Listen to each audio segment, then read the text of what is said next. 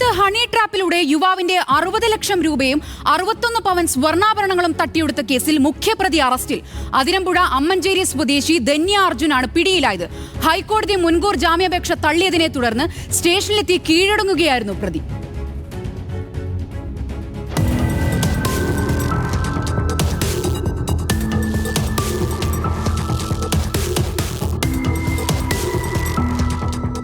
അമ്മഞ്ചേരിയിൽ വീടിന് സമീപത്ത് വാടകയ്ക്ക് താമസിച്ചിരുന്ന യുവാവുമായി സൗഹൃദം സ്ഥാപിച്ചായിരുന്നു കേസിലെ ഒന്നാം പ്രതിയായ ധന്യ അർജുൻ കെണിയൊരുക്കിയത്. യുവാവുമൊത്തുള്ള നഗ്നചിത്രങ്ങൾ പകർത്തിയ ധന്യ അതുപയോഗിച്ച് ഭീഷണിപ്പെടുത്താൻ തുടങ്ങി. 2022 മാർച്ച് മുതൽ 2024 ഡിസംബർ വരെയുള്ള കാലയളവിൽ 60 ലക്ഷം രൂപയും 61 പവൻ സ്വർണവുമാണ് യുവാവിൽ നിന്ന് തട്ടിയെടുത്തത്. യുവാവിന്റെ പരാതിയുടെ അടിസ്ഥാനത്തിൽ ഏപ്രിൽ 3 ഗാന്ധിനഗർ പോലീസ് സ്റ്റേഷനിൽ രജിസ്റ്റർ ചെയ്ത കേസിൽ ധന്യ ഒന്നാം പ്രതിയും ഭർത്താവ് അർജുൻ, സുഹൃത്ത് അലൻ തോമസ് എന്നിവർ 2ഉം 3ഉം പ്രതികളാണ്. സംഭവശേഷം പ്രതികൾ ഒളിവിൽ കഴിയുകയായിരുന്നു.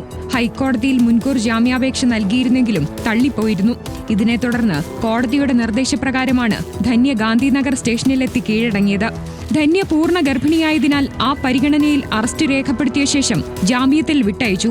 യുവാവിന് നഷ്ടമായ പണവും സ്വർണവും തിരികെ പിടിക്കാനുള്ള ശ്രമങ്ങൾ നടക്കുന്നതായി പോലീസ് വ്യക്തമാക്കി.